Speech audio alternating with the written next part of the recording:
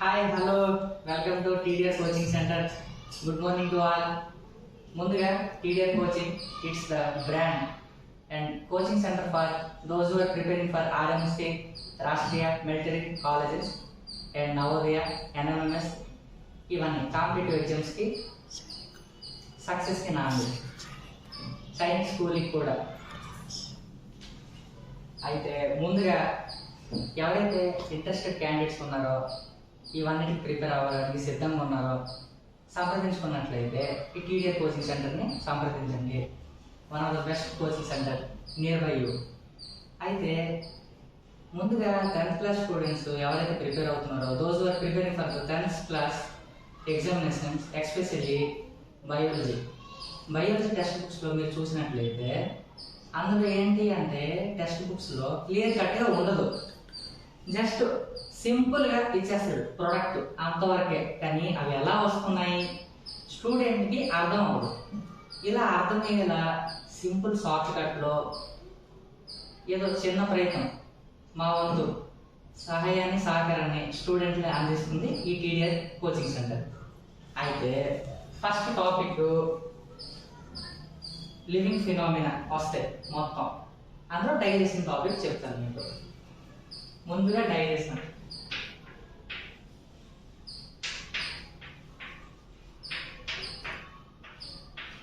ఏంటి digestion system అంటే it's a living phenomena. It's a natural and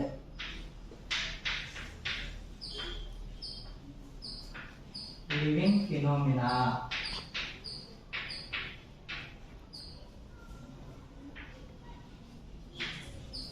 where complex food particles are converted into simpler form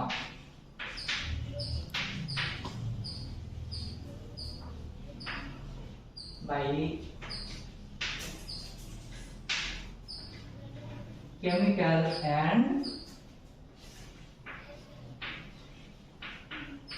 physical changes. ఎందుకు నేను నార్మల్గా ఏమైనా ఒక రియాక్షన్ ఏమైనా సరే అయితే కెమికల్ అవ్వాలి లేదా ఫిజికల్ అవ్వాలి. రెండు ఫిజికల్ కెమికల్ ఎందుకు అవ్వాలి అంటే ఫుడ్ డైజెస్ట్ అవ్వాలి అంటే ఎన్నో ఎంజైమ్స్ అనేవి వాటి మీద యాక్ట్ చేయాలి. అవన్నీ కూడా కెమికల్ ప్రాసెస్లో జరుగుతాయి. అయితే తీసుకున్న ఫుడ్ ఫస్ట్ సాలిడ్ ఫామ్లో ఉండి దాని యొక్క షేప్ని, మాలిక్యులర్ స్ట్రక్చర్ని మొత్తాన్ని కన్వర్ట్ చేస్తుంది కాబట్టి, మారిపోతుంది కాబట్టి ఫిజికల్ చేంజెస్ అన్నారు. అర్థమయ్యే ఉంటుంది. అర్థమైనా దీని యొక్క డెఫినేషన్ డైజెషన్కి ఇది ఒక ప్రకృతిపరమైనది. అంటే లివింగ్ సిస్టంలో జరుగుతుంది కాబట్టి లివింగ్ ఫినోమినా అన్నాను. ఇది న్యాచురల్ ఫినోమినా, ఆర్టిఫిషియల్ జరగట్లేదుగా, అందుకే న్యాచురల్. ఇక్కడతో మీకు అర్థమయ్యే ఉంటుంది. డైజెషన్ సిస్టంలో డైజెషన్ ఎక్కడెక్కడ జరుగుతుంది, ఎక్కడి నుంచి జరుగుతుంది అంటే ఫస్ట్గా ఎలిమెంటరీ కెనాల్. ఏంటి ఎలిమెంటరీ కెనాల్ అంటే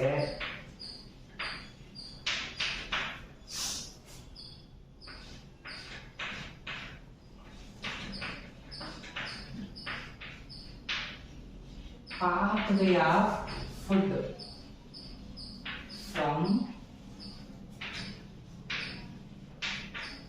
mouth to hands. అంటే మనం తీసుకోబోయే ఫుడ్ ఐటమ్స్ ఏవైతే ఉంటాయో అది మౌత్ నుంచి last part of the large intestines anus వరకు ఆ యొక్క పార్ట్ ని ఎలిమెంటరీ కెనాల్ అంటారు. అవి ఎక్కడి నుంచి ఎలా జరుగుతుందో చూద్దాం. పార్ట్స్ చూద్దాం ఈ ఎలిమెంటరీ కెనాల్లో. ఫస్ట్ పార్ట్ వచ్చేసి మౌత్, తర్వాత ఈసోఫాగస్, తర్వాత స్టమక్, తర్వాత స్మాల్ ఇంటెస్టైన్స్,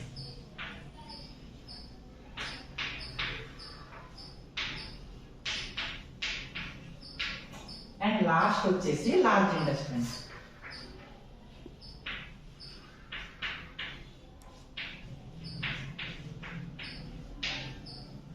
ఇది ఇక్కడ నుంచి ఇక్కడ వరకు ఎలిమెంటరీ కెనాల్ అని చెప్పవచ్చు.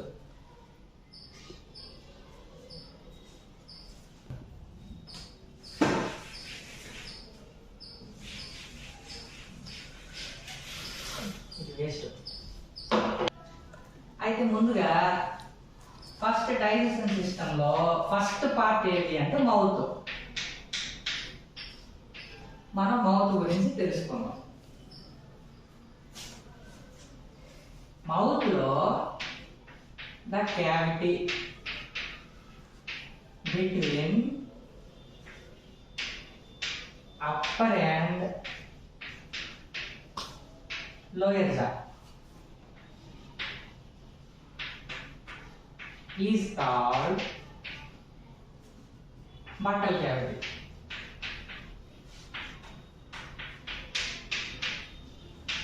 ఈ బక్కల్ క్యావిటీలో 32 టీత్ ఉంటాయి. చైల్డ్ కాదు, అడల్ట్. స్టడీ ఆఫ్ టీత్ వచ్చేసి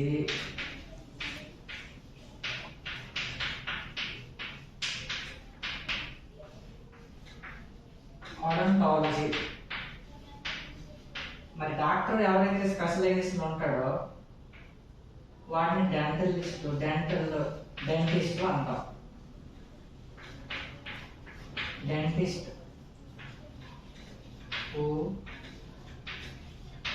specialized in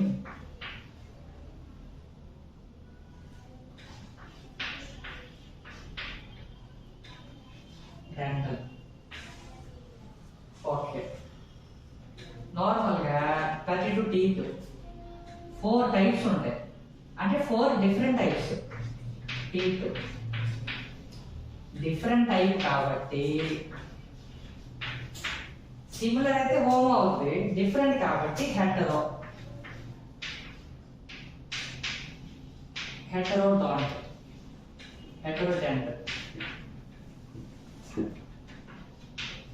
హెటరోడెంట్ అని చెప్పొచ్చు మనం. 4 డిఫరెంట్ టైప్స్ ఆఫ్ టీత్ కాబట్టి హెటరోడెంట్. ఇంకోటి మొత్తం 4 టైప్స్ కాబట్టి దీనికి వచ్చే కోడింగ్ నేను పిఎం ని చూసాను. ICPM.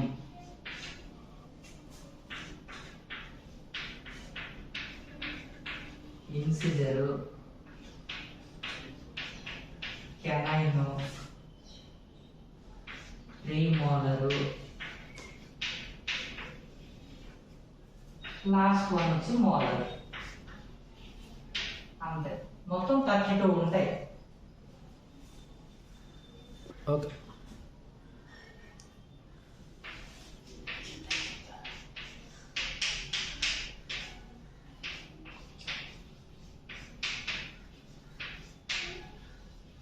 డెంటల్ ఫార్ములా వచ్చేసి అది కూడా అడల్టే.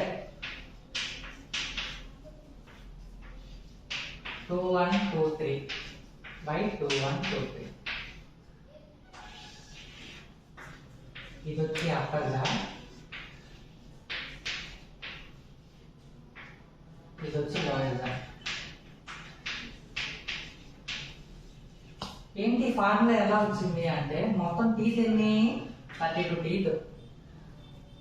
అందులో ఇది వచ్చేసి ఇన్సిజర్స్, ఇది వచ్చేసి కెనైన్, ఇది వచ్చేసి ప్రీమోలర్, ఇది వచ్చేసి మోలర్. చూస్తున్నారా? యాజ్ ఇట్ ఈజ్ ఇక్కడ కూడా అలాగే జరుగుతుంది. అలా అయినప్పుడు 32 ఎలా అవుతుంది? 2, 3, 4, 5, 6, 7, 8. ఇది 8 16 కదా అంటే డబుల్ ఏస్ ఉంటాయి. సో ఇది 16, ఇది 16, ఈ మొత్తం కలిపి 32. అందుకే ఈ ఫార్ములా ఇలా వచ్చింది, మీకు అర్థమయ్యే ఉంటుంది. తర్వాత మౌత్లో ఉండే ఎంజైమ్ ఏంటి అంటే, మౌత్లో ఏముంటుంది, సలైవా ఉంటుంది. సలైవాలో ఏముంటుంది, ఒక ఎంజైమ్, సలైవరీ ఎమైలేజ్ ఎంజైమ్. దీనికి ఇంకో పేరు పైలెట్. ఇది ఏం చేస్తుంది, దీని ఫంక్షన్ ఏంటి అంటే బ్రేక్ డౌన్ కార్బోహైడ్రేట్స్. మౌత్ లో ఏమైనా సరే ఫుడ్ డైజెస్ట్ అవుతుంది లేదా బ్రేక్ డౌన్ అవుతుంది అంటే it only break downs carbohydrates, not any other. అర్థమై ఉంటుంది.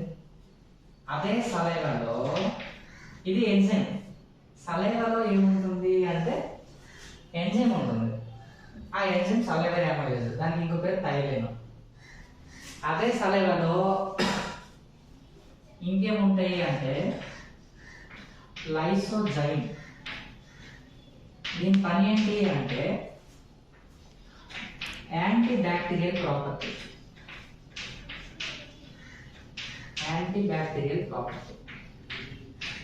మన ఫుడ్లో మనం ఏదైనా తీసుకుంటే అందులో ఏమైనా బ్యాక్టీరియల్ కంటెంట్ ఏమైనా ఉంటే lysozyme will kills. That's the reason behind saliva is the good and best for any other things like break down the food and killing the bacteria. మీకు అర్థమయ్యే ఉంటుంది. మౌత్ లో సలైవా ఉంటుందిగా, మీకు ఆల్రెడీ చెప్పాను. ఆ సలైవాలో సలైవరీ గ్లాండ్స్ ఉంటాయి.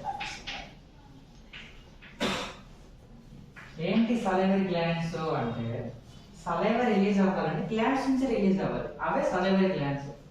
అవి ఎన్ని ఉంటాయి అంటే 3 pairs. 3 pairs అంటే ఎన్ని ఉన్నట్లు, 6 ఉన్నట్లు. దాని యొక్క లొకేషన్స్ ఏంటి అంటే పారాకిడ్. పారాకిడ్ వచ్చేసి 1 pair అంటే 2. సబ్ మ్యాండిబులర్ ఇవన్నీ ఒక 2. సబ్ లింగువల్ ఇది ఒక 2. దీని యొక్క లొకేషన్ వచ్చేసి ఇయర్ లో ఉంటుంది, బిలో ద ఇయర్. దీని యొక్క లొకేషన్ వచ్చేసి Jos, below the Jos.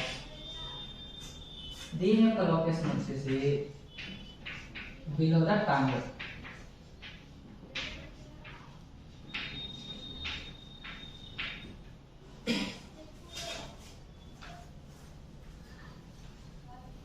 Okay, ఇప్పుడు వచ్చేసి నెక్స్ట్ మౌత్ తర్వాత నెక్స్ట్ పార్ట్ ఏంటండి, ఎలిమెంటరీ కెనాల్లో oesophagus. It's like pipe like structure from mouth to stomach.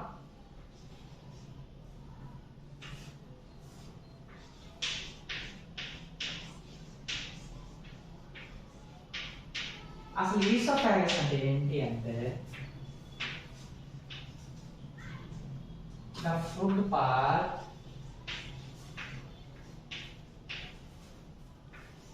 from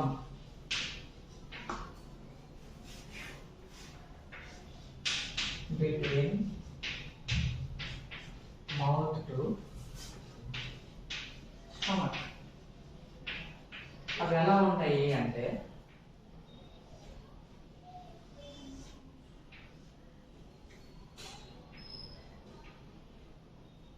ఇక్కడ హ్యూమన్ బీయింగ్ తీసుకున్నట్లయితే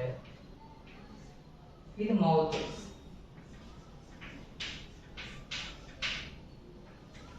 ఇది ఈసోఫాగస్,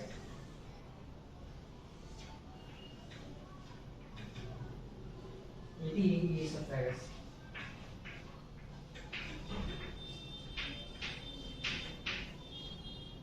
ఇది స్టమక్. ఏం చెప్పాను మీకు already, the pathway of food from mouth to or between mouth to oesophagus అన్నాం. మరి మౌత్ కి ఈసోఫాగస్ మధ్యన ఉందిగా, అవునా కదా, అదే ఈసోఫాగస్ అంతే.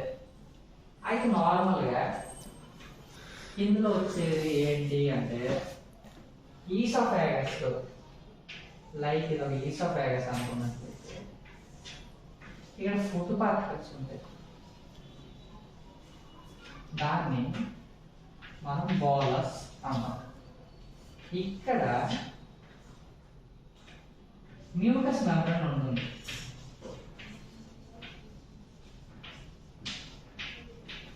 దానికి బెనిఫిట్స్ ఏమైనా ఉంది అంటే ఇట్ రిలీజ్ మ్యూకస్. దానికి బెనిఫిట్ ఏంటి అంటే ఫుడ్ మీద పడుతుంది, so free bowel of moment జరుగుతుంది. ఇలా ఇలా కిందకి రావడాన్ని ఒక మూమెంట్ వస్తుంది, ఆ మూమెంట్నే పెరిస్టాల్సిస్ మూమెంట్ అంటాం. పెరిస్టాల్సిస్ మూమెంట్ అంటాం.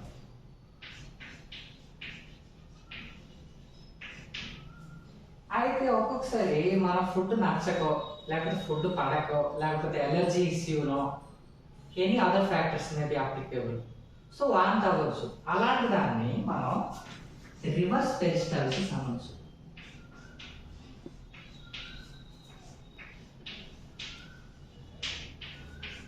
రివర్స్ పెరిస్టాల్సిస్ దేనికంటే ఇది phenomena for vomiting,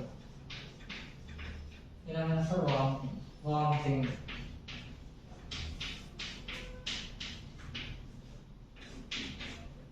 reverse peristalsis.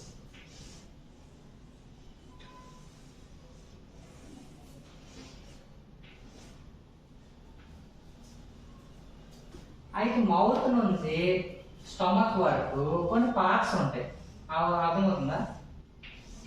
ఆ పార్ట్స్ ఏంటి అంటే ఫారింక్స్,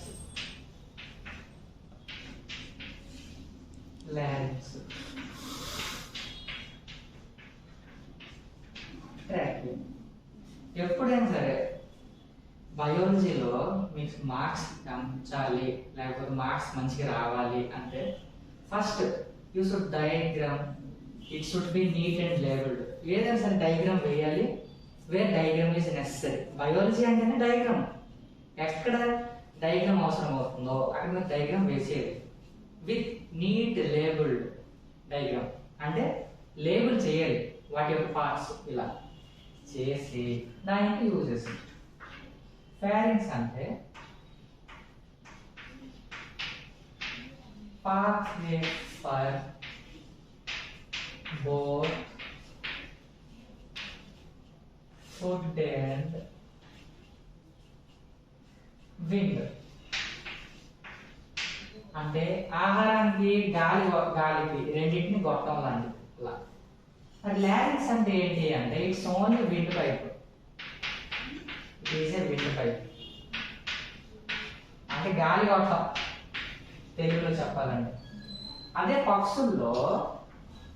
పక్షుల్లో ఈ లారింక్స్ అనేది మోడిఫైడ్ ఇంటూ సినరిక్స్.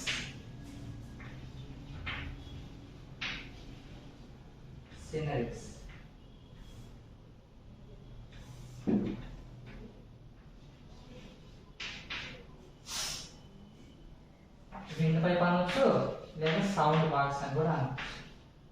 ఎందుకు? It produce sound. అర్థమవుతుందా? మరి ట్రాకియా ఏంటి అంటే పాత్వే టు లంగ్స్.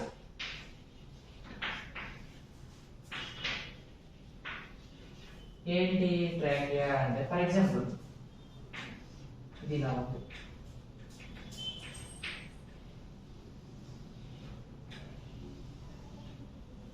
ఇవేంటి లంగ్స్, ఇవే straight tube into the lungs అని చెప్పొచ్చు, అదే ట్రాకియా. ఈసోఫాగస్ గురించి లేకపోతే మౌత్ గురించి నేను ఏవైతే చెప్తున్నానో దాన్ని రాస్తే ఇనఫ్, దాని నుంచి డెప్త్గా వెళ్ళాల్సిన అవసరం కూడా లేదు, ఇంత ఇనఫ్.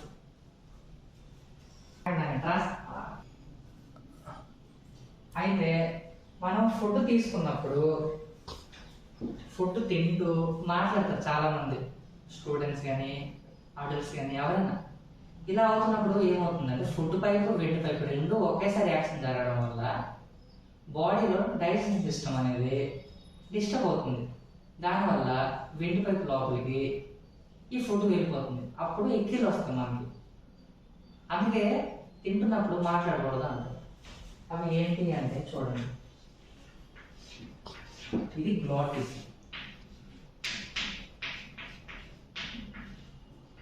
ఇది వచ్చేది ఎపిగ్లాటిస్.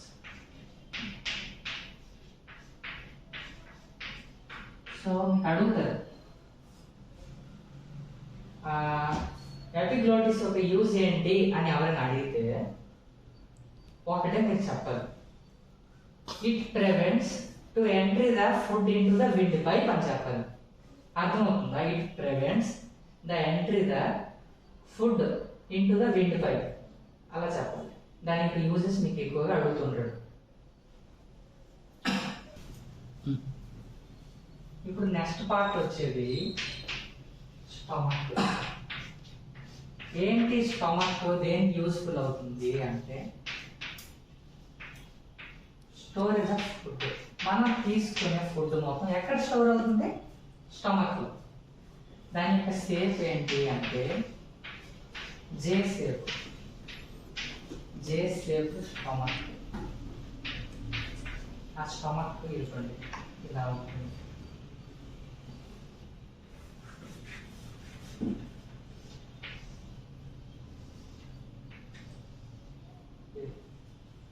ఇది వచ్చేది ఈసోఫాగస్. ఇది వచ్చేది స్టమక్. స్టమక్ లో మళ్ళీ పార్ట్స్ ఉంటాయి. ఇది వచ్చేసి ఫండక్ట్, ఇది వచ్చేది బాడీ, ఇది వచ్చేది కార్డియక్, ఇది వచ్చేసేది పైలట్. ఈ పార్ట్స్ చాలా ఇంపార్టెంట్. బాడీ ఏం చేస్తుందంటే store the food, storing purpose, storing of food. Pilot అనేది exit the food, exit food ఎక్కడి నుంచి? From stomach. మరి కార్డియక్ ఏం చేస్తుంది అంటే ఎంట్రీ ఆఫ్ ఫుడ్. ఇలా ఈసోఫాగస్ నుంచి వచ్చిన ఫుడ్ ఎక్కడికి ఎంట్రీ అవుతుంది అంటే కార్డియక్.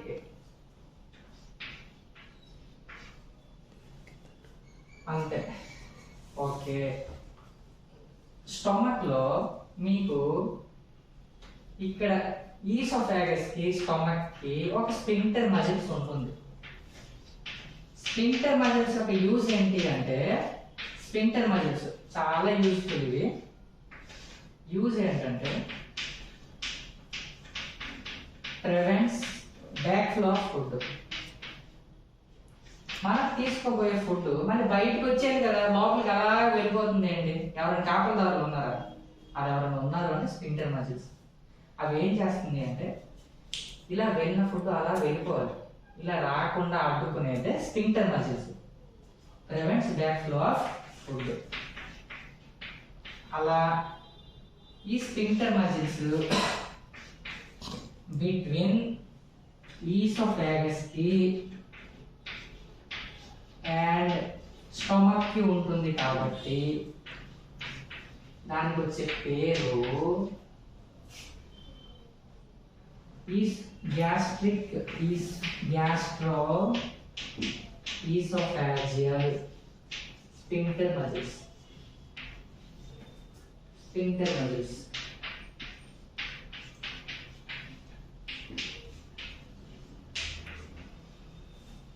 ఇది చాలా ఇంపార్టెంట్, దాని పేరు ఇది.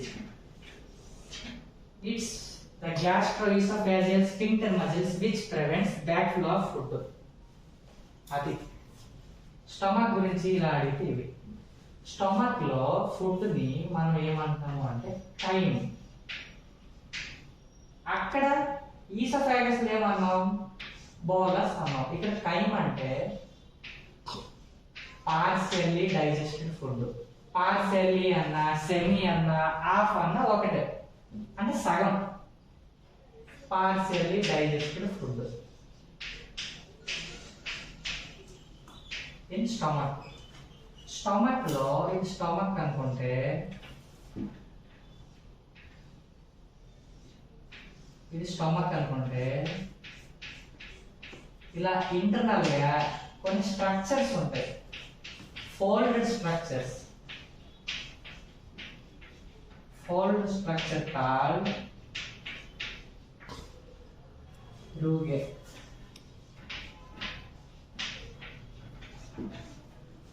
స్టమక్ గురించి ఎన్ని అడిగినా ఇవే ఇంకా. అయితే స్టమక్ లో హైడ్రోక్లోరిక్ యాసిడ్ అనేది రిలీజ్ అవుతుంది. ఏ గ్యాస్ కాదు, అక్కడ రిలీజ్ అయ్యేది ఏది అంటే హైడ్రోక్లోరిక్ యాసిడ్. ఇది గ్యాసా కాదు, మరి ఏంటి? యాసిడ్.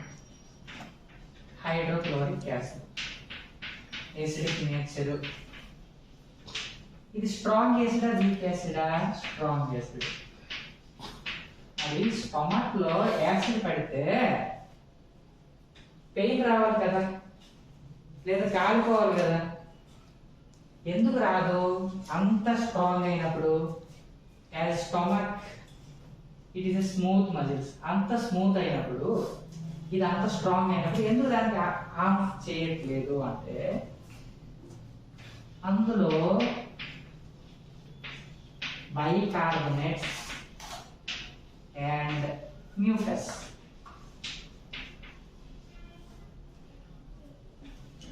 ఈ రెండు ఉండడం వల్ల it is protected. Stomach protected from. Stomach is protected from acidic nature. Acidic nature of